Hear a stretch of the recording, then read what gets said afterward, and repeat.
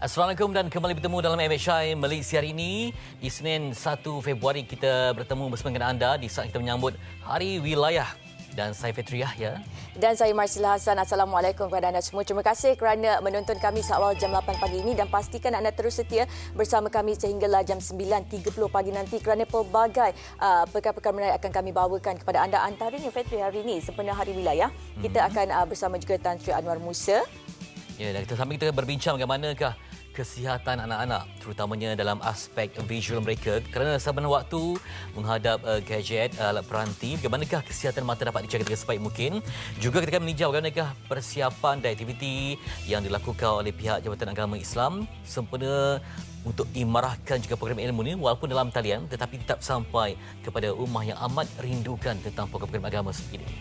Kerana kita tahu Hari Wilayah Persekutuan yang disambut pada tahun ini, pada hari ini tidak disambut seperti tahun-tahun sebelumnya di mana sebelum ini kita pelbagai acara diadakan, tapi tahun ini sedikit terhad disebabkan pandemik COVID-19 ini di mana Hari Wilayah Persekutuan disambut dengan norma baru. Kita mengadakan pelbagai program melalui dalam talian dan nanti kita juga seperti yang dikatakan oleh Fitri, kita akan bersama dengan seorang pengarah daripada Jabatan Agama Islam Wilayah Persekutuan yang akan memperincikan mengenai aktiviti yang dilakukan oleh pihak Jawi itu sendiri dalam meraihkan Hari Wilayah Persekutuan hari ini. Ya, dan kepada anda yang berada di Kuala Lumpur, yang berada di Putrajaya dan juga Labuan, kami ucapkan selamat bercuti dan meraihkan.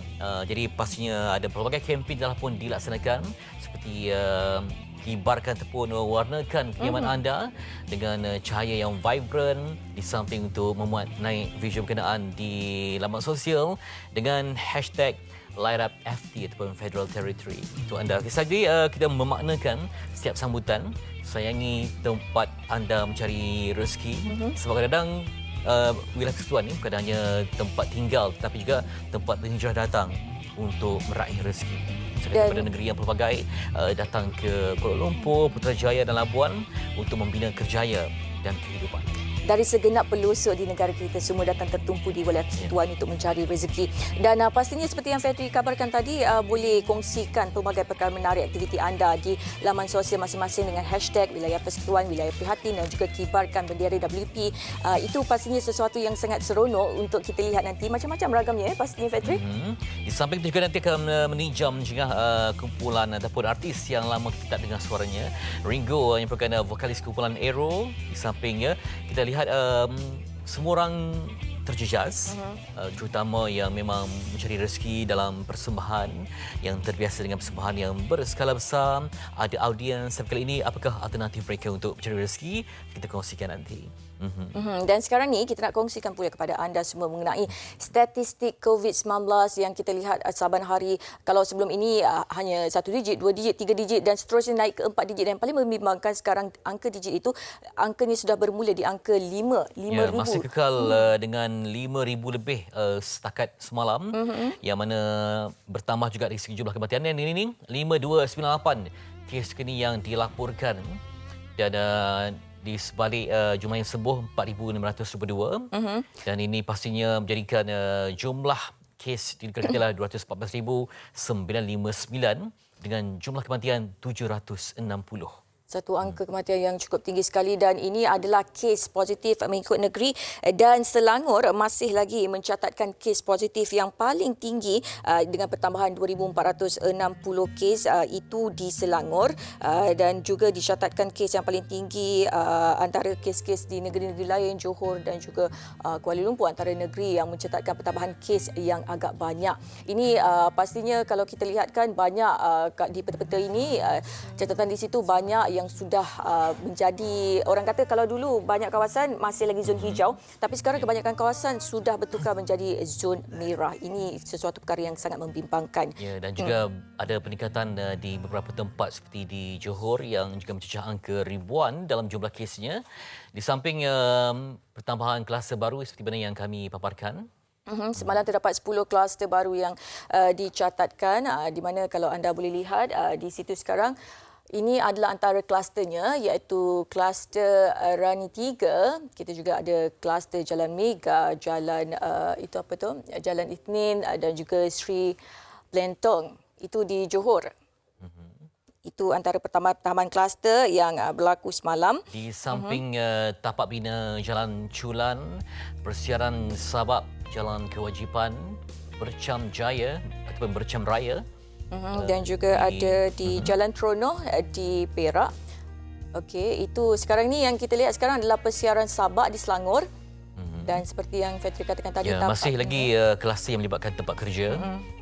Yang mana tempat yang berisiko seperti di Bercam Raya Perak ini melibatkan penutupan beberapa premis dan pastinya satu cabaran juga kepada mereka yang bertugas, yang bekerja, kerana ini dibimbangi ia merebak ke dalam komuniti. Baik, itu tentang perkembangan COVID-19. Kita harapkan pematuhan SOP pada tahap yang tertinggi sebab kalau ikutkan kita PKP ini sampai 4 hari bulan. Jadi nantikan pengumuman terkini. Bagaimana pula apakah ada kesinambungannya, apakah ada perubahan, nantikan pengumuman dari waktu ke waktu. Betul, apa pun kita harapkan yang terbaik, sama ada PKP akan dilanjutkan atau tidak, kerana kita tahu kesan PKP ini terhadap ekonomi dan sebagainya. Jadi pematuhan kita terhadap SOP paling penting dalam kita membantu melandaikan lengkuk pandemik COVID-19 yang kelihatan semakin tinggi sekarang ni. Baik Fetri, sekarang kita nak kongsikan pula perkembangan di Dada Akhbar.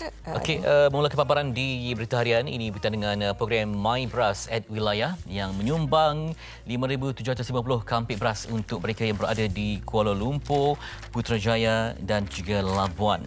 Yang ini telah pun diumumkan oleh Tan Sri Muhyiddin Yassin, Perdana Menteri Malaysia. Jumlahnya 5,750 kampik beras yang diberikan secara percuma setiap minggu kepada penduduk dari kumpulan keluarga B40 ataupun B40 di kawasan yang disebutkan tadi, Kuala Lumpur, Putrajaya dan Labuan.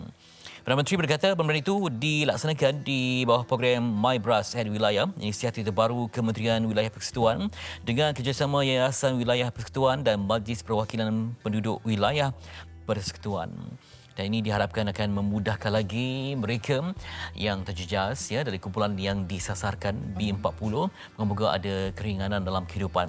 Akan kita perincikan nanti bersama dengan Tan Sri Anna Musa untuk melihat bagaimanakah bahagiannya. Sebab difahamkan bukan hanya ada MyBras tapi ada lagi 4 inisiatif yang mampu untuk memberikan kesenangan dan kemudahan kepada golongan yang disasarkan dalam kempen ini. Yang pastinya mampu memberi manfaat untuk jangka masa panjang kepada seluruh rakyat. Baik, itu di berita harian. Sekarang saya nak kongsikan pula kepada anda paparan di Harian Metro. Ini mengenai keluarga angkat yang menjaga mangsa sejak berusia 2 bulan, bantal kusam pengganti adik. Paparannya ada di halaman kedua dan juga ketiga, di mana di sini katanya hanya bantal kusam yang tinggal sebagai pengganti adik yang sudah tiada, yang meninggal akibat dipercayai didera di kediaman keluarga kandung di Taman Kerubung Jaya. Dan Nolida Abu Hassan, iaitu ibu angkat pada adik, masih menyimpan bantal peluk itu. Bantal itu adalah bantal yang dibawa oleh Nolida ke Mekah ketika dia rindukan anak angkatnya itu.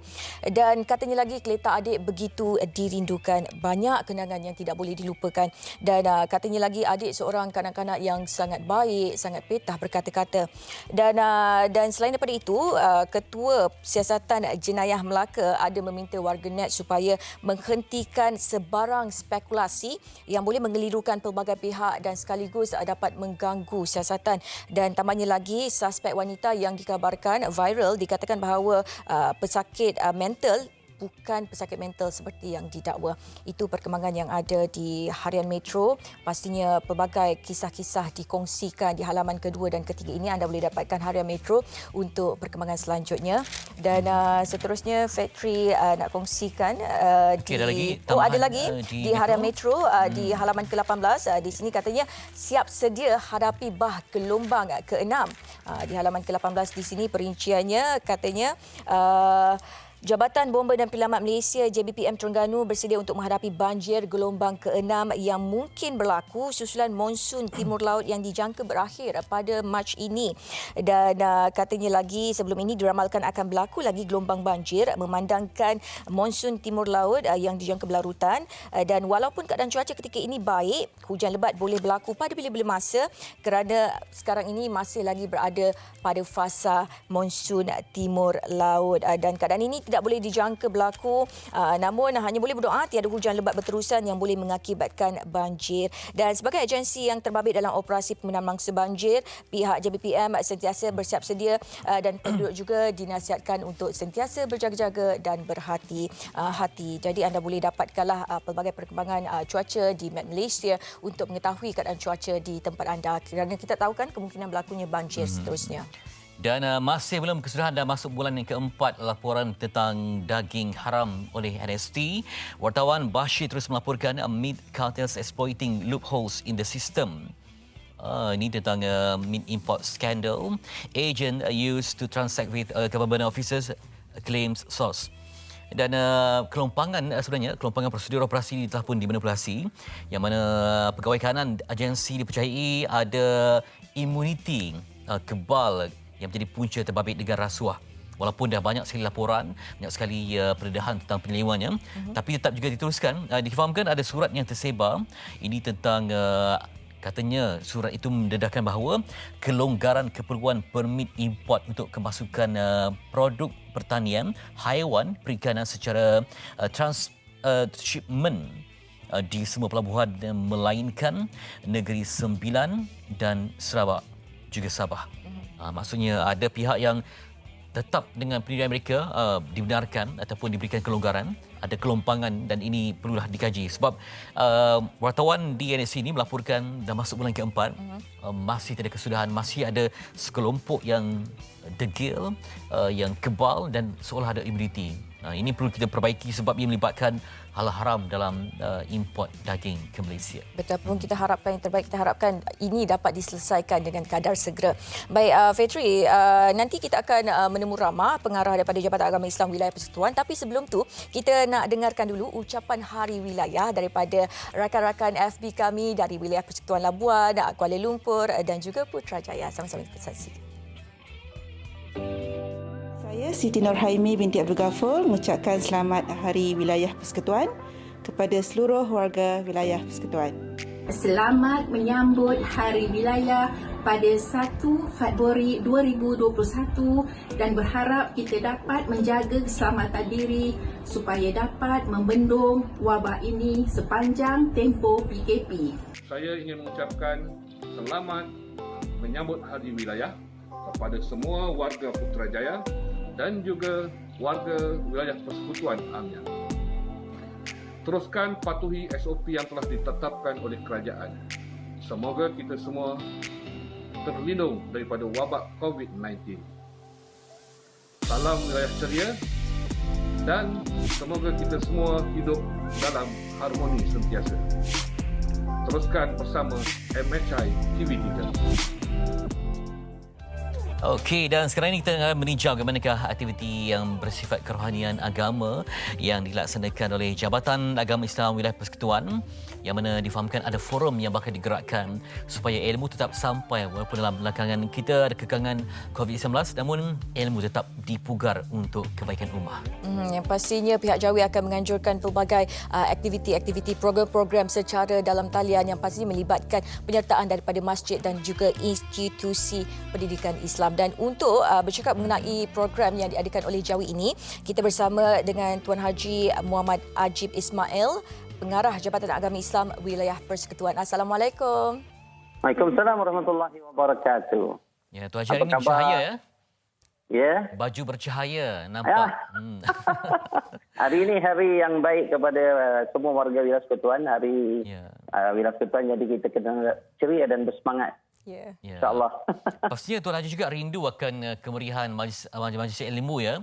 Di Ya. masjid kita difahamkan dan juga yang bergerak dari kawasan ke kawasan, karya ke karya untuk berkongsi. Tapi kali ini difahamkan ada forum yang akan dilaksanakan hanya dalam talian tetapi tetap disasarkan supaya sampai ke jiwa umat Islam yang mendengarnya. Silakan Tuan Haji untuk memperincikannya. Okey, terima kasih banyak kepada diorang kita punya sahabat di MHI pada pagi ini dan juga semua pendengar dan juga penonton.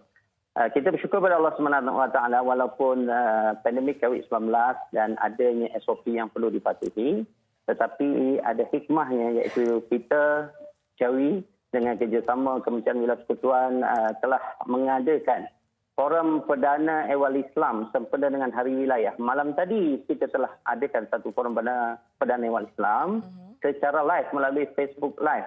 Dan kita bersyukur berdasarkan pada view yang kita dapat, mana lebih daripada 20,000 lebih sehingga pagi tadi melihat forum itu, di mana panelnya ialah yang berbahagia Dr. Muhammad Izzah Arif dan juga yang berbahagia Dr. Farid Tawi pada malam tadi. Dan malam ini akan ada juga forum perdana di Masjid Wilayah Kota Bercahaya dan juga akan ada 8 malam berturut-turut secara Facebook Live daripada 8 zon di wilayah Persekutuan, mengambil kira 3 wilayah iaitu Kuala Lumpur, Putrajaya dan juga Labuan. Jadi untuk maklumat rakan-rakan juga, sebelum ini kita mengadakan Yasin Awal pada 29 hari bulan di mana melibatkan institusi pendidikan kita iaitu 5 sekolah integrasi rendah agama, 73 sekolah rendah agama dan 124 sekolah kafah di wilayah Persekutuan, Kuala Lumpur, Putrajaya dan juga Labuan. Dan pada malam sebelumnya, 30 hari bulan malam, kita telah mengadakan wilayah Persekutuan bermunajat di mana telah dihadiri oleh Yang Berhormat Menteri Wilayah Persekutuan dan juga Yang Berhormat Menteri di Jabatan Perdana Menteri Hal Ehwal Agama serta Sohibul Sama Datuk Mufti dan juga Ketua Pengarah Hakim serta saya sendiri. Dan ini sebagai satu gambaran bahawa kita perlu juga merayakan 1 hari bulan Februari selaku Hari Wilayah. Yang kedua menyatakan kesyukuran. Yang ketiga mendekatkan diri kepada Allah. Yang keempatnya ialah kita berdoa dan bermunajat kepada Allah Subhanahu Wa Taala agar kita dibebaskan daripada wabak COVID-19 dan juga kita mengajak masyarakat walaupun kita tidak boleh merayakan secara beramai-ramai tetapi ada medium yang kita boleh gunakan untuk menyampaikan hasrat dan matlamat kita. Betul tu. Antara ada medium yang boleh digunakan oleh orang ramai. Bukan sahaja kita perlu berdepan tapi melalui media sosial juga ilmu itu dapat disampaikan. Baik, Tuan Haji, mungkin Tuan Haji boleh ceritakan antara inisiatif lain daripada pihak Jawi sendiri yang mungkin mampu memberi manfaat untuk jangka masa panjang, bukan sahaja sekadar untuk hari ini tetapi untuk tempoh yang panjang kepada semua rakyat. Silakan Tuan Haji. Okey, ada satu lagi yang insyaAllah pada 5 hari bulan ini kita akan ada khutbah khas berkaitan dengan Hari Wilayah. Dan kita juga mengajak semua masyarakat, khususnya yang berkaitan dengan premis kami. Kami mempunyai 89 masjid, 123 surau Jumaat, 567 surau dan 151 surau yang diberi kebenaran khas untuk mendirikan Jumaat ketika PKP, PKPP dan PKPD. Jadi kita juga mempunyai guru-guru lebih kurang 2,000 lebih bersama anak murid lebih kurang puluhan ribu dan kita mengajak masyarakat terutamanya pegawai dan kaki tangan Jawi serta majlis-majlis karya dan semua pengusaha untuk kita mensyukuri nikmat walaupun kita sedang diuji oleh Allah Subhanahu Wa Taala.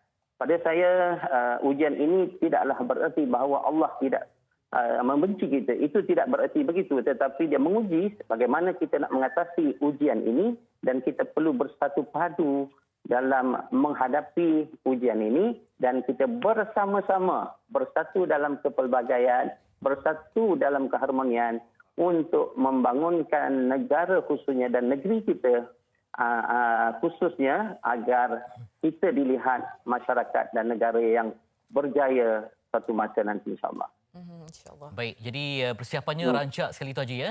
Dengan semuanya kali terlibat bersedia supaya terasa kita melangkah dari bulan ke bulan dengan adanya harapan supaya ianya dapat dipulihkan dengan munajat yang menjadi jambatan penghubung dengan Allah Ta'ala. Tuan Haji. Betul. InsyaAllah. Dan saya juga mengharapkan dan mengajak semua pendengar dan penonton sekalian untuk kita yang paling penting ialah kita sentiasa berdoa dan jangan putus asa. Yang kedua, sentiasa mematuhi segala peraturan dan juga SOP yang telah ditetapkan oleh pihak kerajaan. Dan yang ketiga, kita juga perlu untuk bangun, melihat peluang-peluang baru, idea-idea baru. Mungkin kalau kita sebagai contoh, kadang-kadang orang ini berniaga satu perkara tetapi oleh kerana PKP dia terpaksa menutup kedai itu. Tetapi dia boleh berniaga secara online. Untuk makluman, kami melihat bahawa PKP bukanlah penghalang kepada premis-premis di Jawi untuk membantu masyarakat. Sebab itu Jawi telah pun menghidupkan pelbagai inisiatif termasuklah Jawi Food Bank dengan bersama masjid-masjid dan juga surau Jumaat program Dapur It'am yang memberi makan secara percuma kepada ribuan orang. Dan yang ketiga, kita juga memberikan bantuan keperluan asas. InsyaAllah setiap hari kita akan berikan bantuan keperluan asas. Dan yang keempat, kita beri bantuan makanan kepada frontline. Alhamdulillah dengan kerjasama semua pihak, terutamanya Majlis Agama Islam dan Persekutuan, Jabatan Kemajuan Islam Malaysia dan agensi-agensi di bawah pejabat yang berhormat Menteri, kita telah membantu ramai dan yang paling penting kita juga membantu negeri lain, iaitu di Kelantan dan juga di Pahang, di mana ketika banjir kita mampu memberi bantuan sehingga 300,000 lebih. Sebab itulah kita amat bersyukur kerana kerjasama Jawi bersama dengan agensi, bersama dengan premis-premis. Yang paling penting ialah bagaimana kita nak menghidupkan masjid dan surau jemaah serta surau untuk berfungsi dan berperanan serta menyatukan ummah dan memberi bantuan. Walaupun masjid dan juga surau Jumaat ini dihadkan bilangannya bagi mengelakkan pandemik wabak COVID-19 ini menular ataupun sebagainya. InsyaAllah kita yakin dengan Allah SWT dan bersangka baik dengan Allah SWT, pandemik COVID-19 ini akan berakhir insyaAllah. Amin insyaAllah. Baik. Terima kasih Tuan Haji Muhammad Ajib Ismail, Pengarah Jabatan Agama Islam Wilayah Persekutuan, berkongsi tentang sambutan dan juga kemeriahan forum yang dilaksanakan demi munajat kepada Pencipta. Terima kasih sekali lagi. Sama-sama, dan kalau boleh izinkan saya mengucapkan selamat Hari Wilayah Persekutuan kepada Yang Berhormat Menteri Wilayah Persekutuan dan juga Timbalan Menteri Wilayah Persekutuan serta warga Kementerian Wilayah Persekutuan dan semua jabatan dan agensi dan juga warga serta penduduk di 3 wilayah Kuala Lumpur, Putrajaya dan juga Leban, dan tidak lupa kepada rakan tugas kita di TV3 dan juga media Prima. Selamat Hari Wilayah Persekutuan 1 Februari 2021. Jumpa lagi insyaAllah. InsyaAllah. Terima kasih Tuan Haji. Okay, baik, nanti kita akan berehat seketika dan lepas itu kita akan berkongsi pula tentang PDPR untuk murid-murid dan guru-guru dan apakah impaknya kepada penjagaan mata di saat tekuni ilmu. Kadang-kadang satu hari sampai 5-6 subjek lama bermesyuarat di alam maya. Apakah impaknya dan apakah cara terbaik untuk menguruskan kesihatan mata? Selepas ini di MHI kita berehat seketika.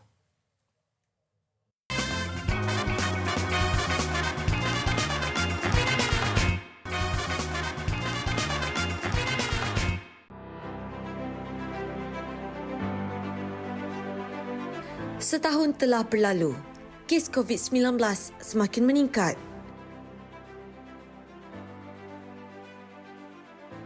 Bukan sahaja memberi kesan kepada pekerja, malah setiap individu termasuk para pelajar. Berikutan dengan itu, sesi persekolahan terpaksa ditunda demi keselamatan bersama. Bermula 20 Januari lalu, pengajaran dan pembelajaran di rumah atau PDPR telah dilaksanakan di seluruh negara oleh Kementerian Pendidikan Malaysia. Ia bagi memastikan setiap murid tidak ketinggalan dalam pembelajaran bagi tahun semasa. Kaedah ini dilaksanakan dalam talian tanpa bersemuka melalui peranti seperti tablet, komputer riba atau telefon pintar dengan dibantu oleh capaian internet. Tidak dinafikan, ada segelintir yang kurang berkemampuan dalam mengikuti PDPR ini. Namun inisiatif turut diambil oleh pihak kerajaan bagi membantu golongan ini dengan agihan peranti percuma dan kemudahan capaian internet. Meskipun pelbagai cabaran terpaksa dilalui oleh para pelajar, inilah norma baharu yang perlu mereka adaptasikan dalam kehidupan. Bagaimanapun, sokongan dan dorongan daripada ibu bapa amat penting dalam menjayakan PDPR ini. Baik, kita masih lagi memperjuangkan isu pendidikan dan juga memastikan semuanya mendapat ilmu sebaik mungkin, tetapi kena ada penjagaan mata yang berkualiti demi kesihatan yang berpanjangan. Kerana kita tahu di tengah-tengah pandemik COVID-19 ini banyak aktiviti dilakukan di rumah, daripada work from home sehinggalah ke proses pengajaran dan pembelajaran juga dilakukan di rumah. Jadi kita nak tahu mungkin kesan daripada penjagaan mata, kesan mata kita daripada kita terlalu lama menghabiskan masa menghadap gadget dan sebagainya. Jadi untuk mengetahui ada tips ataupun kesan jangka masa panjang ataupun pendek, kita akan bersama dengan seorang pakar perunding ophthalmologi dan pediatrik ophthalmologi, Dr. Nur Azah Abdul Rahman. Assalamualaikum, Doktor. Waalaikumsalam. Baik, terima kasih bersama kita pagi ini di MHI. Baik Doktor, tadi kita pun berikan mukadimahnya tentang penggunaan gadget yang berterusan ya. Sebab kadang-kadang ya, memang itulah saja jalan untuk mendapatkan ilmu. Jadi kadang-kadang sampai pagi sampailah ke malam ada juga program-program yang dilaksanakan ya. Mungkin pelajar sampai siang saja sebab ada tamat pukul 5 petang contohnya, tapi guru mungkin terpaksa masukkan data. Jadi berterusan. Jadi apakah langkah pencegahan yang terbaik? Silakan Doktor. Baiklah. Assalamualaikum dan selamat pagi kepada semua penonton MHI. Terima kasih kerana menjemput saya pada hari ini. Ya. Jadi di sini apabila seseorang itu menggunakan elektronik media atau gadget secara berterusan, mereka boleh mendapat satu keadaan dinamakan ketegangan mata digital atau digital eye strain, kadang-kadang juga dikenali sebagai computer vision syndrome. Antara gejala yang kita dapat, ya, mereka akan mengalami atau mengadu masalah mata yang sakit, pedih, panas, berpasir dan juga berair kadang-kadang. Ya. Selain itu, pandangan juga boleh menjadi kabur. Mereka fokus kepada objek yang dekat dan tengok ke objek yang jauh. Ya. Kadang-kadang sakit juga mengadu, mereka mengalami sakit kepala di sekitar mata ni, ya, sehinggalah ke tengkuk ataupun ke bahu. Ya. Jadi gejala ni biasa kita lihat pada golongan dewasa. Golongan kanak-kanak mungkin cara presentasinya agak berbeza. Ya. Mereka mungkin mengadu sakit mata ataupun mereka kurang mengadu tetapi lebih suka mengadaptasi dengan cara contohnya berkelip dengan lebih kerap atau lebih suka mengutuk mata. Jadi kita tahu golongan kanak-kanak ni dah lebih mudah terjejas kerana mereka ni kurang pemahaman mengenai kesihatan mata dan tabiat penjagaan yang baik. Ya. Dan jika kanak-kanak itu ada masalah rabun, ya, rabun yang tidak diketahui, jadi mata mereka perlu bekerja lebih keras untuk fokus, ya, pada semua. Jadi saranan saya adalah ibu bapa perlu fokus dan teka terhadap sebarang perubahan pada tabiat anak mereka. Ya. Di sini saya nak kongsikan, ya, tips-tips penjagaan yang perlulah. Ya. Dan kita tahu bahawa kita tidak boleh mengelak daripada menggunakan gadget. Ya. Gadget ni perlu kerana kita mesti mengikut arus kemodenan. Pembelajaran, komunikasi, pembelian dan hiburan semua menggunakan gadget sekarang ni. Jadi jangan halang anak anda dari menggunakan gadget. Tapi langkah terbaik ialah untuk meningkatkan kesedaran anak anda mengenai kesihatan mata. Jadi seloknya kita berbincang hari ini mengenai masalah yang akan timbul dan bagaimana kita nak implementasikan tips-tips untuk mengelakkan keadaan kita panggil computer vision syndrome. Tips yang pertama, ya. Jadi seloknya kita ingat tips ni, kita ingat ABC lah, ya. Mudah saya nak ceritakan, ya. Jadi A itu kalau boleh kita avoid, ya. Avoid excessive screen time, ya. Jadi kalau boleh, bayi yang kurang daripada 18 bulan ni kita tidak memberikan pendedahan skrin pada mereka. Kerana bayi, ya, perlu belajar dari persekitaran untuk meningkatkan daya kognitif dan sosial interaksi. Untuk kanak-kanak berumur 2 hingga 5 tahun, ya, maksimum pendedahan pada skrin tidak boleh melebihi 2 jam sehari. Ya, jadi hadkan penggunaan gadget hanya untuk tujuan pembelajaran semata-mata. Jadi galakkan anak anda bermain fizikal dan belajar berinteraksi. Ya. Jadi untuk golongan yang lebih dewasa, cuba hadkan penggunaan gadget untuk tujuan pembelajaran dan yang penting semata-mata.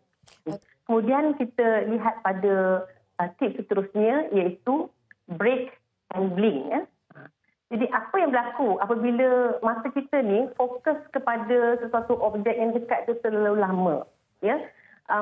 Ketika kita melihat satu objek yang dekat, ya, otot-otot di dalam mata tu, ya, otot-otot di dalam mata ni ada satu otot yang bekerja keras, ya, untuk mengawal saiz kanta supaya imej daripada jauh tu akan difokuskan pada titik mata, titik teka di dalam mata ini. Ya. Ini adalah kita panggilkan proses akomodasi. Jadi jika mata kita terlalu lama fokus kepada jarak yang dekat, kita akan mendapat kekejangan otot-otot intraocular ataupun kita panggil accommodation spasm. Biasanya seseorang itu akan mengadu, pandangan matanya akan kabur dan mereka akan rasa sakit kepala, pening kepala di sekitar mata ni. Ya? Doktor, adakah eloknya? Ya. Adakah benar setiap sejam yang kita peruntukkan untuk melihat gadget itu, kita perlu berehat selama 10 minit? Maknanya selepas sejam kita melakukan kerja-kerja dan sebagainya, kita perlu berehat seketika selama 10 minit untuk merehatkan mata. Betul ke doktor? Ya, betul. Ya, sebenarnya kita kena ingat undang-undang 20-20-20. Di mana setiap 20 minit yang kita peruntukkan untuk skrin tu, kita perlu lihat 20 saat sahaja and look away dalam lebih kurang 20 kaki jaraknya. 20 kaki ya, lebih kurang 6 meter lah untuk kita rehatkan mata kita. Dan satu lagi tips yang kena ingatkan ialah always blink. Kenapa berkelip mata ni penting? Ialah apabila kita mengelip mata, ia membantu mendistribusikan air mata kita ke seluruh kornea dan permukaan mata. Jadi kita akan tidak mudah untuk mendapat mata kering. Ya. Lebih-lebih lagi pada anak-anak yang ada masalah dengan alergi atau terdedah pada habuk, mereka sangat mudah untuk dapat mata kering. Tips seterusnya ialah kita berbincang mengenai silau. Ya. Jadi berikan perhatian tentang percayaan persekitaran. Ya. Elakkan sumber cahaya yang boleh memantul daripada skrin tu dan rendahkan juga tahap cahaya latar belakang skrin. Ini adalah untuk mengurangkan silau kerana kita tahu silau boleh menyebabkan kontras yang sukar untuk anak-anak memfokus. Ya. Kalau boleh untuk anak yang kecil, ya, kita besarkan sikit font pada latar belakang untuk mudah dia membaca. Jadi itu tips yang seterusnya. Kita bercakap mengenai distance. Ya. D ialah distance. Ya. Distance ni kita nak bercerita mengenai jarak di antara gadget yang kita gunakan dan mata kita. Ya. Di sini suka saya nak terangkan mengenai 1, 2 dan 10. Ya. Jadi 1 ni ialah jarak terbaik untuk gadget kita. Ya. Contohnya untuk kita buat near work, handphone ataupun tablet, letaknya 1 kaki daripada mata kita. Jadi macam mana kita nak cakap dengan anak kita 1 kaki itu ialah dengan cara kita ajar mereka supaya pegang seperti ini. Ya. Pegang seperti ini, jadi jarak antara muka dan siku tu itulah jarak yang terbaik. Dan komputer pula seeloknya diletakkan di atas meja, jaraknya lebih kurang 2 kaki ataupun 60 cm. Itu adalah intermediate distance and comfortable. Dan smart TV ataupun skrin yang lain mestilah letak lebih kurang 10 kaki ataupun 3 meter jaraknya. Jadi kenapa penjarakan ini penting? Sebab kita tahu sudah banyak kajian dilakukan mengenai penyakit rabun jauh ataupun myopia ya, yang dikaitkan dengan kanak-kanak membuat near work terlalu lama. Jadi tips yang selepas ini, kita bercerita mengenai ialah ergonomik. Apa itu ergonomik? Ergonomik ialah satu sains pengkajian di antara diri kita dan tempat kerja kita. Jadi anak-anak ni mereka akan belajar di meja belajar mereka lah. Ya? Jadi kita perlu peka terhadap posturing anak-anak kecil. Ya? Contohnya kita lihat sekarang ni anak-anak kecil ni diletakkan di meja yang besar, kursi yang tinggi dan skrin pun agak tinggi. Dan anak-anak terpaksa mendongak untuk melihat skrin. Jadi ini boleh menyebabkan mereka mengalami masalah mata kering. Jadi pastikan ergonomik itu penting. Ya. Kedudukan skrin itu seeloknya pada aras mata ataupun 15 degree ke bawah. Dan pastikan juga kedudukan tangan dan kakinya 90 darjah dengan lantai dan meja. Kerana kita nak anak-anak kita ni berkembang dan membesar dengan postur yang betul dan mereka tidak mengalami masalah sakit bahu ataupun yang lain-lain. Ya. Okey. Jadi tips yang terakhir yang saya nak kongsikan kali ini ialah mengenai family time. Ya, family time ni ialah kita cuba wujudkan satu masa di mana seluruh ahli keluarga bekerjasama untuk tidak menggunakan skrin. Terutamanya ialah 1 jam sebelum tidur. Ya. Di sini ingin saya terangkan mengenai kesan sinar biru. Ya. Apakah itu blue light effect ataupun sinar cahaya biru? Ya. Sinar biru ialah cahaya bertenaga tinggi dan bergelombang rendah. Ya.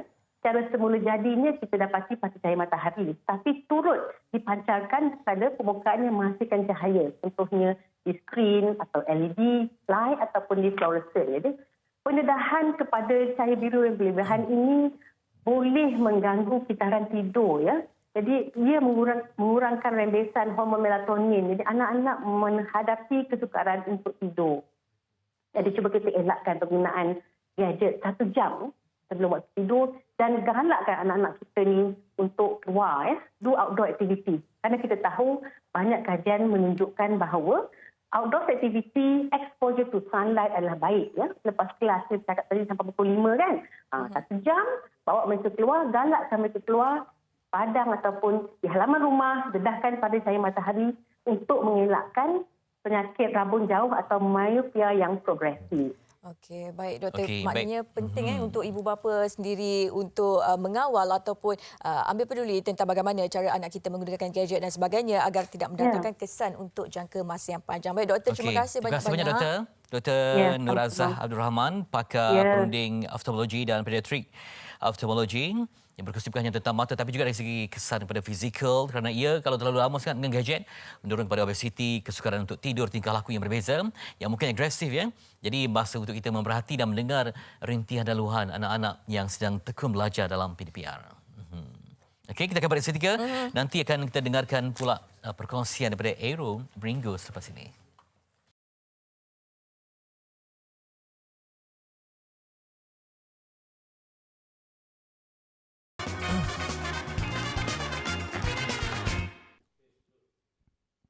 Assalamualaikum warahmatullahi taalahi wabarakatuh. Saya Ringo Ero akan menghiburkan tuan-tuan dengan sebuah lagu Sendu di Hatimu, Rindu di Jiwaku, khas untuk penonton MHI.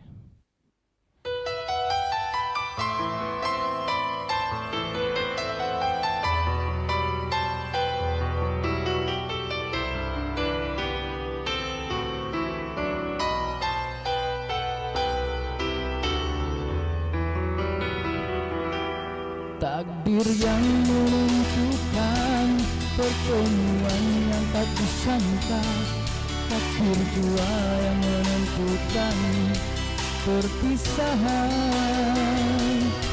Kekalian kita ini terjalin ikatan mesra, walau hanya seketika, bagiku sungguh bermakna.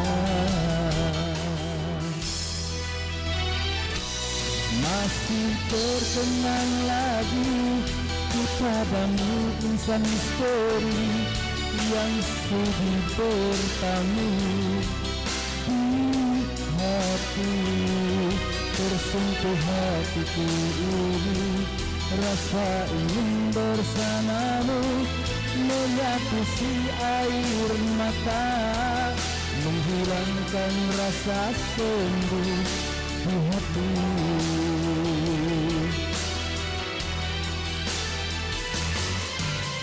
Setiap malam ku tunggu panggilanmu, resah hati ku menanti. Walaupun sehari tak ku dengar suaramu, hati rindu ku terasa dunia ini bagai terhenti. Aku tahu kau rindukan aku, pelayan kasih mesra untukmu. Tak sempat lagi kita bersua berbesar, engkau telah pergi jauh, terlerailah genggaman mawar dari tanganku.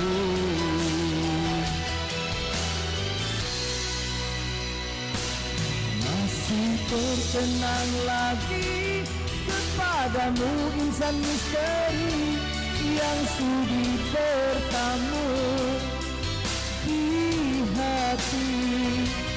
Tersentuh hatiku rasa ingin bersamamu, menyapu si air mata, menghilangkan rasa sendu di hati.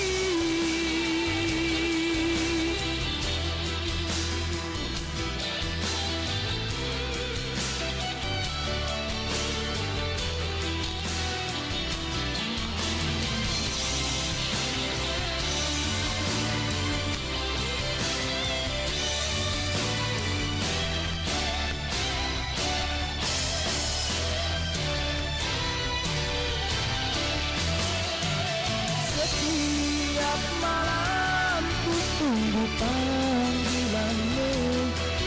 Resah hati ku menanti, walaupun sehari tak ku dengar suaramu. Hati rindu, ku terasa dunia ini bagai terhenti. Aku tahu kau rindukan aku, melayan kasih mesra untukmu. Tak sempat lagi kita bersua bermesra, engkau telah pergi jauh, terlurailah genggaman mawar dari tanganku.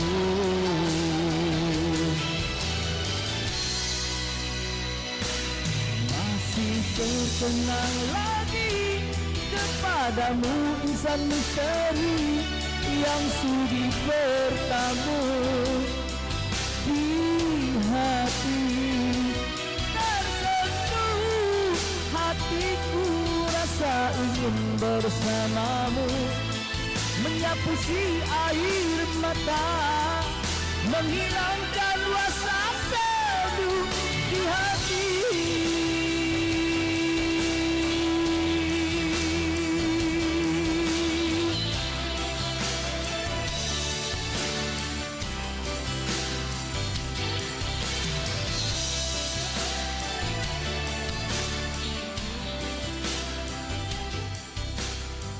Itu dia tadi persembahan daripada Renggo dengan tajuknya Sendu di Hatimu, Rindu di Jiwaku. Lama kita tak dengar kan? Bekas vokalis kumpulan Aero. Assalamualaikum. Waalaikumsalam warahmatullahi wabarakatuh. Di mana lokasi tu? Sekarang ni kita berada di Kampung Sungai Petai, Pasir Putih, Kelantan. Oh, memang dah lama menetap di Kelantan, ya? Lebih kurang 2 bulan lebih. Okey. Okey. Jadi macam mana sepanjang setahun dalam tempoh PKP ini, masih ada kerja nyanyian ataupun hanya terlibat dengan kerja yang lain ke, macam mana? Dapat dikongsikan? Semenjak pada PKP, memang kita struggle untuk meneruskan kehidupan tu. Jadi nasib baik kita ada sedikit kebolehan dalam bidang perniagaan, iaitu meniaga roti canai lah. Okey. Memang daripada dulu Renggo pernah meniaga roti canai ke, ataupun lepas PKP ni baru nak mula? Selepas pada belum pada Kelauan Emas dulu saya dah meniaga roti canai. Okey. Jadi macam mana sambutan daripada peminat, pelanggan semua, macam mana Renggo? Alhamdulillah, rakan-rakan di peminat-peminat di kampung ni, di luar-luar kawasan, banyak membantu. Orang kampung ni sendiri pun bagi saya ramai orang yang hebat jugalah. Banyak menolong. Ya, okey. Jadi macam mana untuk menggilap vokal? Ataupun kalau tinggal lama sangat nanti vokal jadi lain kan, atau macam mana untuk memantapkan persembahan? InsyaAllah, walaupun dalam kemelut PKP, dalam kemelut mencari untuk membangunkan kehidupan, masih lagi menyanyi, masih lagi praktis. Walaupun tak terkerap dulu, tapi kita berterusan, kita praktislah seorang-seorang je. Okay. Masa tiba-tiba roti canai tak ada ke praktis nyanyi? Sambil nyanyi ke, sambil tiba roti canai ke ada?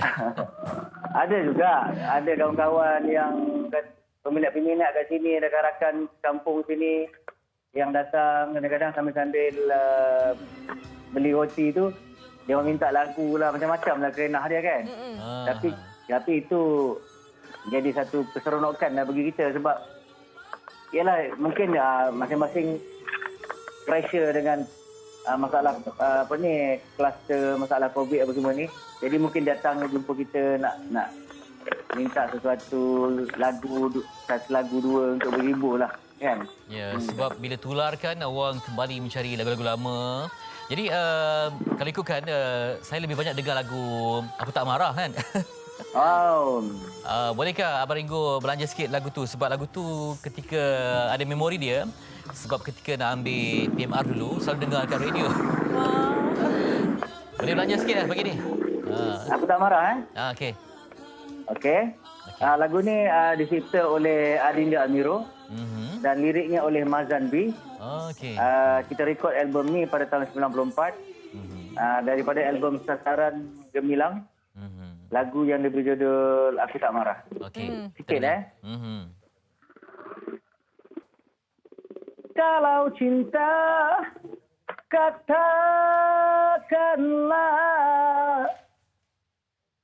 tidak aku terus gelisah.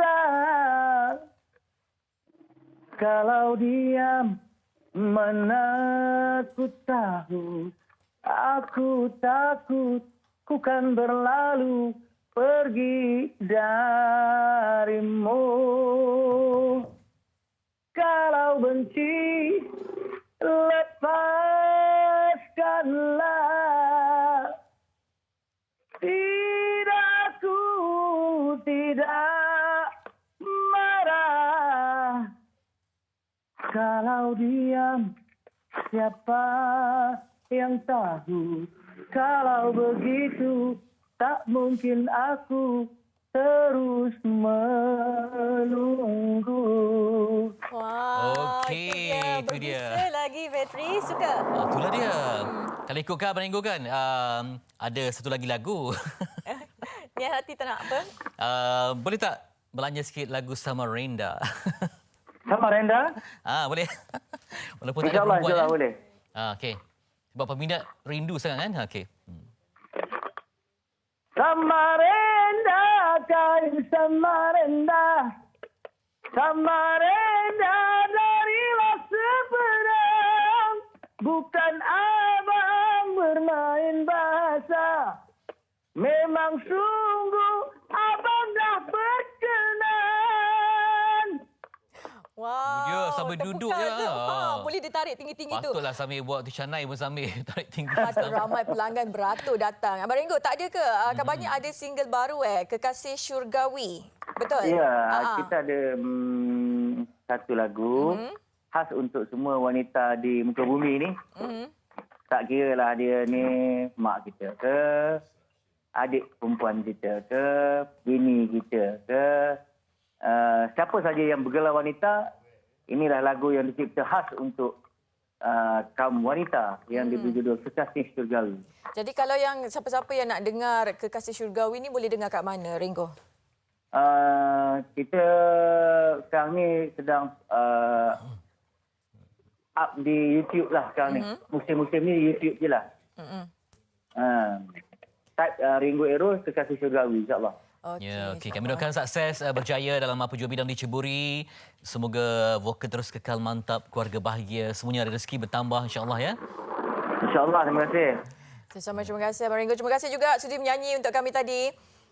Sama-sama. Okay. Baik, terima kasih. Okey, selepas ni kita akan berbincang isu yang sangat penting tentang sambutan Hari Wilayah Persekutuan bersama dengan Tan Sri Tuan Pena Anwar bin Haji Musa untuk berkongsi sambutan ini dan getarannya semoga sampai ke lubuk jiwa. Dan hari ini juga di Pekan Seri Pentas ada satu perbezaan yang ketara.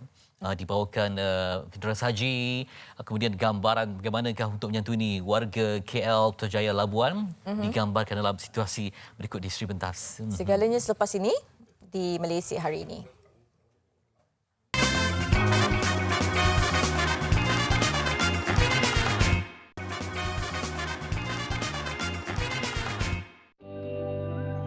Saya ingin mengucapkan selamat Hari Wilayah terutamanya kepada penduduk Kuala Lumpur, Putrajaya dan Labuan.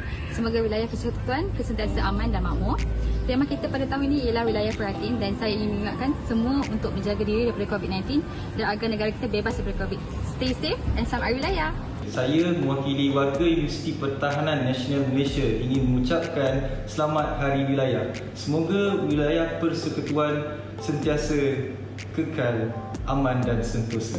Selamat Hari Wilayah pada seluruh warga wilayah persekutuan. Selamat menyambut Hari Wilayah Persekutuan yang ke-37 tahun kepada warga Labuan. dan selamat Hari Wilayah juga kepada warga Kuala Lumpur dan Putrajaya. Selamat Hari Raya kepada semua warga wilayah Persekutuan. Selamat Hari Wilayah. Saya Izzat Syafi bin Rosli bersekolah di Sekolah Menengah Kebangsaan Mutiara Wilayah Persekutuan Labuan ingin mengucapkan selamat menyambut Hari Wilayah bagi tahun 2021. Saya ingin melihat wilayah Persekutuan Labuan akan terus bergerak maju ke hadapan, melakar lebih banyak kejayaan, bergerak seiring dan sejalan bersama-sama dengan wilayah Persekutuan Kuala Lumpur dan juga wilayah Persekutuan Putrajaya meskipun kita berhadapan dengan pandemik COVID-19. Selamat Hari Wilayah kepada semua warga wilayah Persekutuan. Selamat menyambut Hari Wilayah, wilayah Persekutuan, wilayah prihatin. Harapan untuk tahun ini, saya mengharapkan seluruh warga wilayah Persekutuan mengekalkan toleransi dan hidup saling hormat menghormati. Pulau Labuan, pelabuhan tumpuan, rakyat harmoni, satu suara. Hormat menghormati, tonggak perpaduan. Wilayah terus aman sejahtera. Pesanan, maitah ketani, jangan jauh-jauh, teranah saja di rumah dan patuhi SOP. So, Happy Federal Territory Day dan juga selamat Hari Wilayah. Selamat Hari Wilayah Persekutuan kali yang ke-17. Meskipun kita masih berdepan dengan situasi penularan COVID-19, harapan saya di tahun ini semoga kita terus kekal tabah menghadapi cabaran-cabaran yang bakal mendatang. Kami semua mewakili Fasa 1 ingin mengucapkan selamat Hari Wilayah kepada seluruh warga wilayah. Harapan saya, wilayah kekal maju dan kekal sihat. Dan teruskan menonton MCI TV3. Saya ingin mengucapkan selamat Hari Wilayah Persekutuan bagi tahun 2021 dan saya berharap agar kita selaku rakyat Malaysia teruskan patuhi segala SOP yang telah ditetapkan oleh pihak kerajaan ketika terlaksananya PKP ini dan sama-samalah kita bantu antara satu sama lain bagi membendung wabak COVID-19 ini. Stay safe semua, jaga diri, duduk di rumah baik-baik. Teruskan menonton Malaysia Hari Ini TV3. Dia sambutan Hari Wilayah ucapan pelbagai peringkat ya, dengan zahirkan dengan puisi, yang zahirkan dengan kibaran bendera, semuanya berusaha untuk yang terbaik untuk memastikan sambutan yang paling gemilang dan vibrant dalam situasi dan norma baru. Dan hari ini kita bersama berbincang sambutan Hari Wilayah Persekutuan bersama dengan Menteri Wilayah Persekutuan yang berhormat Tan Sri Tuan Perdana Anwar bin Haji Musa. Assalamualaikum Tan Sri. Tan Sri sihat ya? Baik, Alhamdulillah. Selamat Hari Wilayah. Tadi saya tadi leka melihat reaksi daripada Kuala Lumpur, Putrajaya, Labuan yang menzahirkan. Menarik tengok apa tu anak-anak muda mengucapkan selamat Hari Wilayah dengan berbagai-bagai cara. Dan melihat kepada kerangka sambutan, saya lihat banyak sekali inisiatif yang berpaksikan kepada kebajikan. Ya. Sebagai contoh, dilaksanakan program My5 ini. Banyak insentif, banyak yang dilakukan demi membantu mereka untuk jejas ketika PKP ini. Silakan dapat kongsikan, Tan Sri. Ya. Terima kasih banyak. Ya. Sebenarnya kalau kita lihat di mana-mana juga bandar di dunia ini, lazimnya kita akan nampak pembangunan fizikalnya. Bangunan yang tinggi-tinggi, bangunan yang cantik-cantik, prasarana yang moden dan sebagainya. Tapi kadang-kadang kita terlepas pandang tentang manusianya, the people. Sebab itu saya berharap supaya wilayah persekutuan itu mempunyai rohnya. Mempunyai orang kata jiwanya. Bukan soal fizikalnya. Bukan soal apa yang kita nampak, pandang, cantik, elok sahaja. Tetapi kita mahukan rakyat yang tinggal ataupun warga kota yang tinggal di Kuala Lumpur misalnya dan wilayah persekutuan secara umumnya merupakan rakyat yang hidup dalam suasana yang selesa. Mereka berbangga dengan bandaraya mereka. Mereka cukup turut mengambil rasa tanggungjawab dan mereka merasa saling bantu-membantu. Itu konsep cakna, konsep prihatin. Sebab itu apa yang kita dedikasikan pada Hari Wilayah pada kali ini adalah untuk memberikan satu mesej bahawasanya kita adalah satu. Dan kita mesti sentiasa mengambil berat. Tidak ada sesiapa pun yang tertinggal. Kalau yang kecil, gelandangan, yang miskin, yang cacat, yang uzur, yang tua, yang tinggal di rumah-rumah yang murah ataupun di kampung-kampung tradisi di tengah-tengah kota dan sebagainya. Sebab itu kita pilih tema wilayah persekutuan, wilayah prihatin Tapi tak boleh juga timah saja. Kalau timah saja dia jadi macam slogan. Ya. Kita mesti disusuli dengan program-program. Maka di situlah lahirnya konsep My5 untuk mengiringi sambutan Hari Wilayah pada kali ini, kerana di bawah program My5 itu sentuhannya banyak. Ya. Saya katakan bagaimana kita nak melebarkan social safety net. Kita bercakap tentang orang di bandar mengalami kos sara hidup yang tinggi, warga di bandar menghadapi tekanan hidup untuk menampung perbelanjaan yang kian meningkat. Tapi apakah program yang mengiringi, yang komplement? Walaupun kerajaan ada banyak rancangan. Nak buat lebuh raya itu, nak buat lebuh raya ini, nak buat bandar Malaysia, nak buat TRX, nak buat sistem pengangkutan. Itu semua dah diketahui. Tetapi apakah sentuhan-sentuhan kepada masalah-masalah manusianya, orangnya itu. Jadi program My5 ini, kita ada My Medic yang keprihatinan tentang kesihatan untuk mereka mendapat rawatan dengan seberapa murah, seberapa mudah. Kita ada My Grocery untuk mengurangkan kos barangan dapur mereka yang mereka terpaksa wajib untuk membelinya. Kita ada My Job untuk mewujudkan peluang-peluang pekerjaan yang ekstra. Kita ada My Bus di mana anak-anak ke sekolah dengan menggunakan kupon-kupon, mereka tak perlu membayar dan sebagainya. Jadi My5 ini adalah suatu usaha untuk nak komplement dengan rancangan besar Kuala Lumpur, dengan plan struktur Kuala Lumpur, dengan master plan Kuala Lumpur dan sebagainya. Jadi aspek kemanusiaan, aspek kecaknaan bagi warga kota, itu yang mesej yang nak kita sampaikan. Ya, dan saya percaya gerak kerjanya telah pun bermula lama sejak Tan Sri bersama dengan portfolio ini. Jadi pastinya ada sentuhan peribadi di situ ya. Sebagai seorang perancang bandar, pastinya ingin melihat ia bukan hanya tentang fizikal, tadi disebutkan tentang roh kejiwaan. Macam mana untuk ianya terserap dalam jiwa terutama anak muda yang menjadikan Kuala Lumpur ataupun Labuan Putrajaya ini sebagai tempat berhijrah, membina kerjaya yang pula harus disokong dengan fasiliti yang membantu mereka untuk mencapai impian itu. Ya. Saya selalu letakkan begini, yalah kita jadi menteri ni biasanya dikaitkan dengan kuasa, dikaitkan dengan otoriti. Tapi saya kalau boleh, saya nak menjadi menteri rakyat. Maknanya saya nak bawa suara itu suara rakyat dan nak buat polisi menyelesaikan masalah rakyat. Jadi masalah rakyat itu kadangnya masalah orang kecil lah. Jadi kita tak nak itu sebagai satu terlepas pandang. Memang sebagai town planner, saya adalah idealisme sebagai seorang town planner. Nak tengok jalan lebih baik, nak tengok ini lebih baik dan sebagainya macam-macam.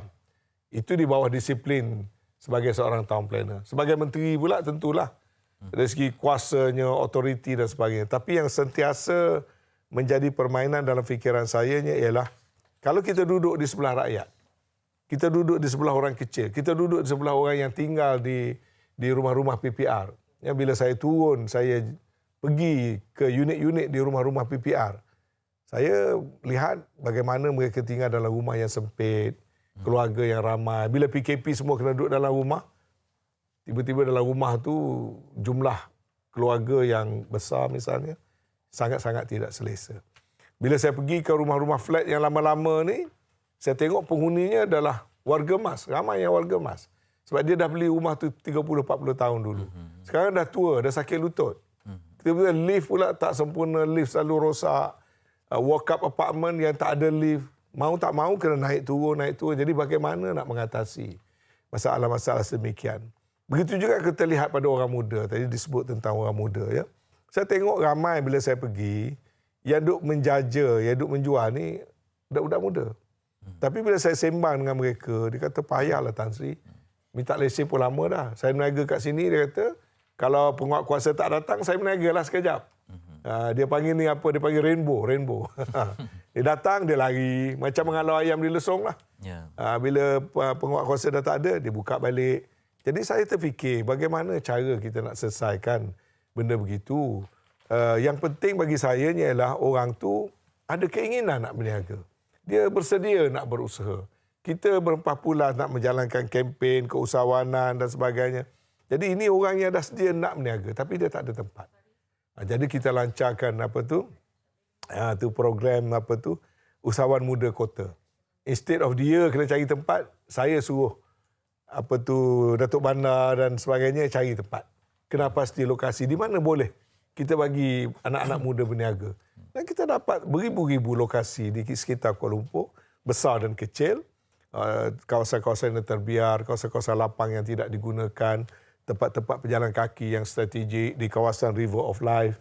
Dan mereka laporkan kepada saya kata okey, kita ambil kawasan-kawasan ini, kita cari mereka yang anak-anak muda yang nak berniaga ni, dia nak buat dalam bentuk gazebo ke, nak buat dalam bentuk kios ke, ataupun dia nak buat dalam bentuk tempat berniaga yang lebih cantik, lebih elok, kita bagikan peluang mereka berniaga, permudahkan. Kalau lesen, masalah jadi lesen payah, saya kata kenapalah kita payahkan sangat lesen. Ubah sikit cara kita.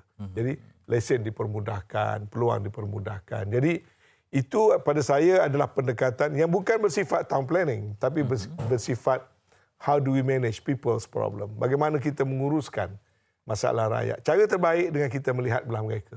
Sebab tu bila saya jumpa soal gelandangan, dan saya dah tahu lama dulu sebab anak perempuan saya ni dia selalu suka pergi join NGO bawa makanan, pergi hantar pada gelandangan. Saya dah tahu adanya benda begitu. Kemudian bila saya jadi menteri, saya pergi tengok. Dan saya cari peluang untuk bergaul dengan mereka. Kadang-kadang dalam keadaan mereka tak kenal saya. Malam-malam saya pergi jalan kaki, saya duduk di kaki 5 Jalan Tunku Beraman.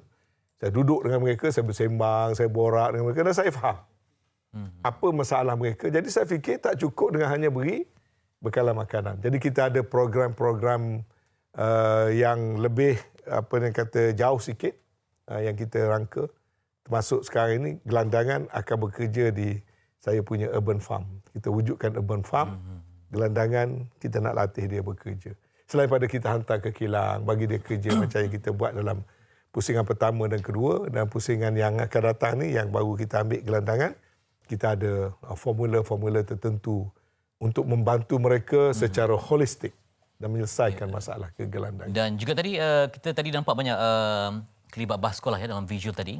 Jadi macam mana Tan Sri untuk menjadikan warga yang hebat pada masa akan datang, perintis pada pepimpinan semua, kena ada pendidikan yang berkualiti lah.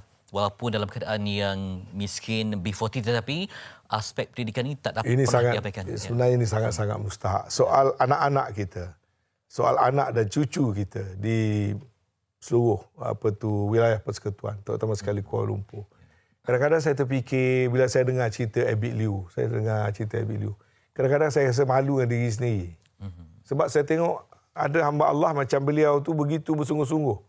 Pergi sana, pergi sini, tolong tanah, tolong sini. Jadi kita rasa malu. Saya beritahu pada pegawai saya kata saya pun sendiri nak pergi cari Abid Liu, nak jumpa, nak sembang dengan mereka. Dan kalau boleh nak join forces. Macam sekarang ni, bila saya dengar, saya baca laporan UNICEF.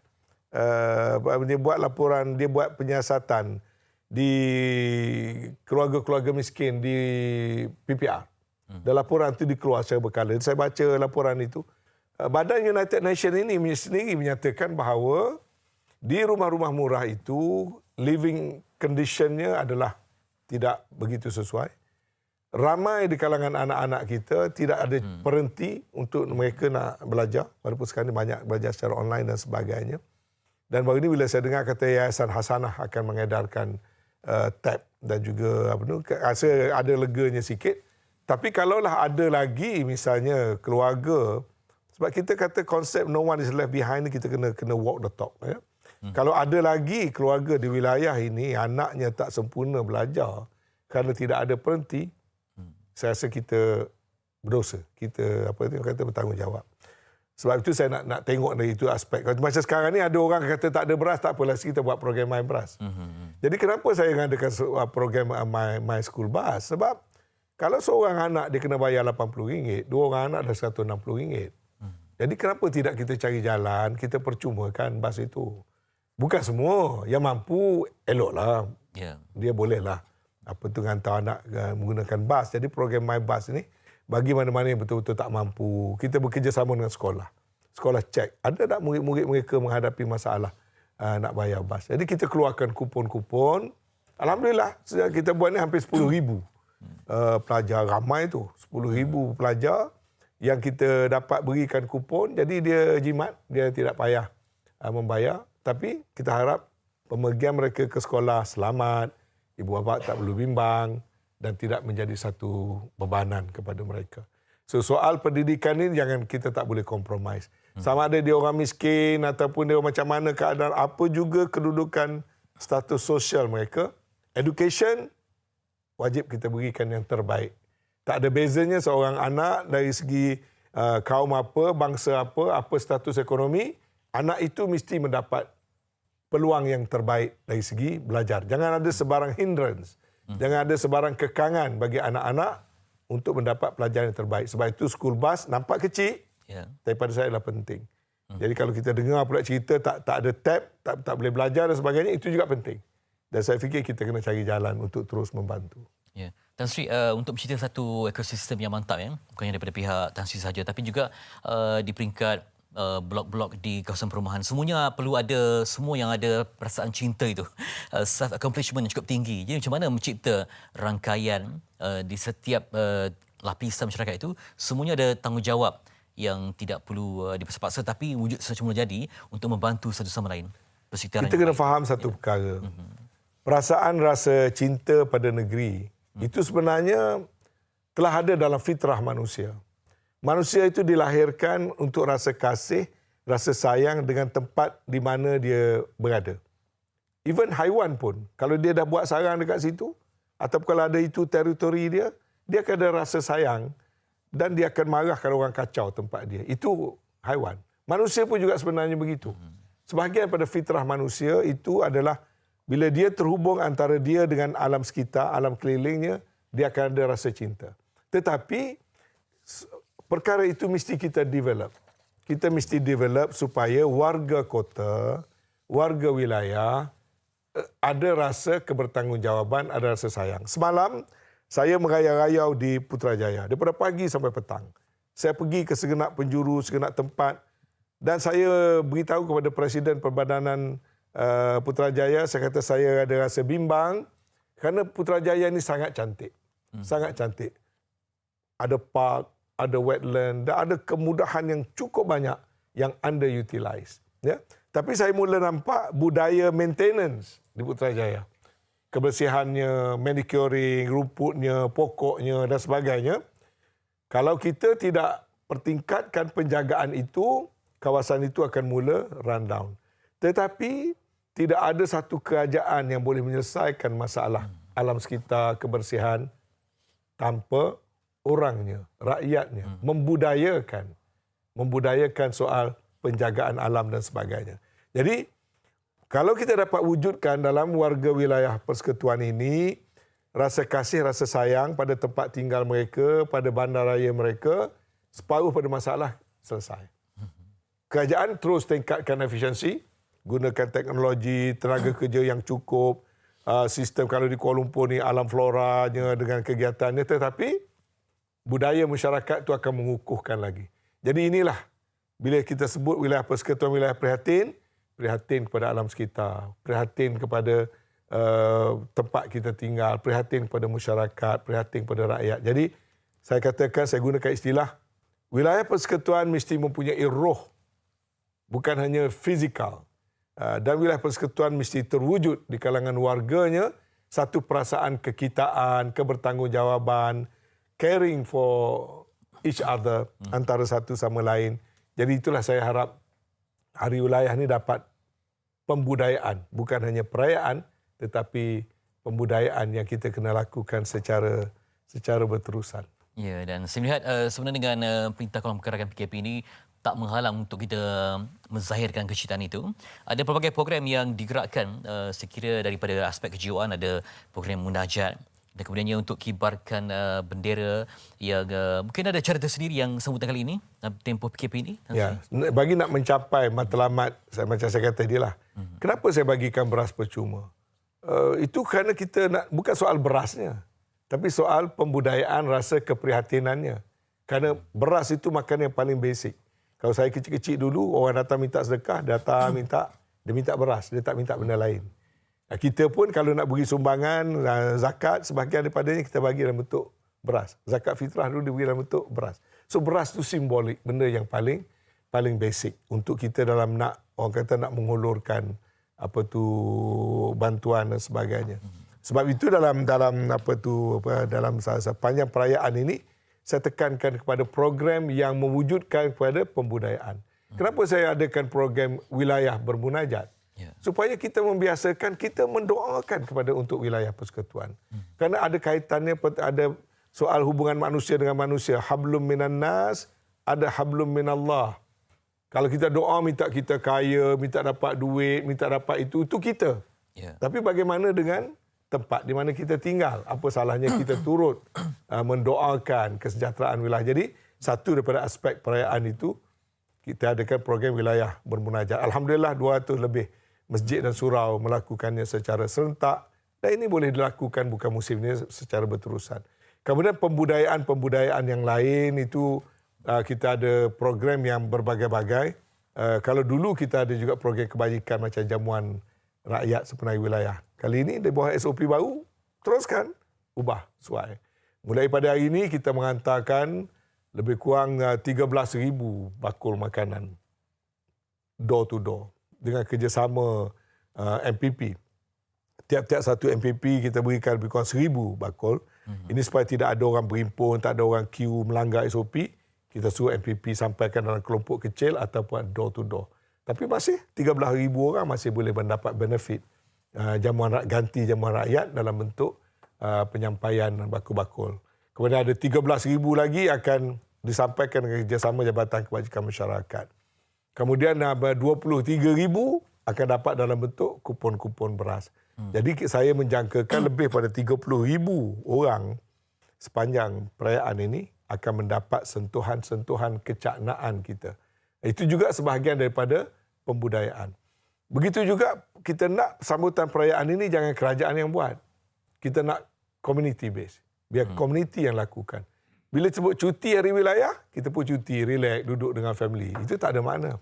Tapi cuti itu kita gunakan untuk melaksanakan beberapa aktiviti dan program yang boleh mendukung roh dan jiwa serta makna sambutan Hari Wilayah Persekutuan. Tan Sri, kita tinjau sekejap di Perdana Menteri pentas apa yang dibawa oleh pihak Tan Sri pada hari ini untuk melambangkan dan juga untuk membawa refleksi bagaimanakah usaha keprihatinan ini. My Medic at Wilayah yang juga kita bawakan hari ini, situasi untuk mendapatkan kesihatan percuma. Kami bawakan tracknya. Kemudian semua bantuan, ada My Grocery yang telah pun diwarakan awal tadi.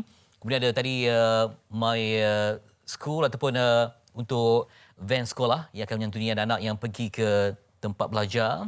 Semua ini nampak begitu lengkap sekali menyantuni segenap keperluan masyarakat yang kecil, yang bekerja, ibu-ibu, semuanya dibantu segenap segi. Baik, Tan Sri, kita nampak macam lengkap perancangan ini dengan pelbagai way forward yang digerakkan. Bagaimana pula dengan keterbukaan pihak Tan Sri untuk menerima feedback, maklum balas daripada orang ramai untuk penambahbaikan bagi setiap program yang dilaksanakan? Satu perkara saya harap masyarakat faham, bila kita perkenalkan 5 program ini ataupun My5 ini, kita tidak bergantung pada bajet belanjawan kerajaan. Biasanya bila ada satu program kerajaan ni, tunggu bajet. Kalau ada bajet, buat. Tak ada bajet, tak buat. Sebab tu saya tidak terlalu ambitious bila saya lancarkan My5 ini. Tapi program itu bukan saja dirakyatkan, tapi program itu terbuka untuk disumbangkan. Dia ada two-way system dalam My5 ini. Kalau My Beras, sekarang ini saya dapat kumpul lebih kurang 1 juta. Bukan secara langsung daripada bajet kerajaan. Kalau saya buat program My Bus, bukan semuanya mesti daripada kerajaan. Ataupun kita buat program My Medic. Ya. Jadi kalau kita semua nak tunggu bajet kerajaan sahaja, kita tidak ada kreativitinya. Jadi program My5 ini, sebahagian ada pendanaan daripada sumber kerajaan, tetapi sebahagian lagi kita buka pintu seluas-luasnya untuk pihak-pihak lain untuk mengambil bahagian. Jadi sebab itu saya bila mula lancar tahun lalu, soft launching last year, kita buat pada skala kecil. Saya takut tak berjaya. Ya? Kita buat pada skala kecil. My Grocery kita buat mungkin baru 230 lokaliti. Kita ada 178 kawasan sasaran. Kita ada perancangan yang komprehensif. Tapi kalau nak cover semua 178, program My Medic misalnya, mungkin belum cukup. Bila saya nak buat, ada kekangan itu, kekangan. Tapi jangan kerana tak boleh buat semua, jangan tinggalkan semua. Kalau kita start pada skala yang kecil, kemudian kita boleh besarkan. Jadi semua My 5 ini, katalah contoh my grocery, macam-macam yang saya terpaksa cuba. Saya cuba pergi cari bas-bas buruk untuk saya renovate, letakkan satu tempat, convert bas jadi macam kios.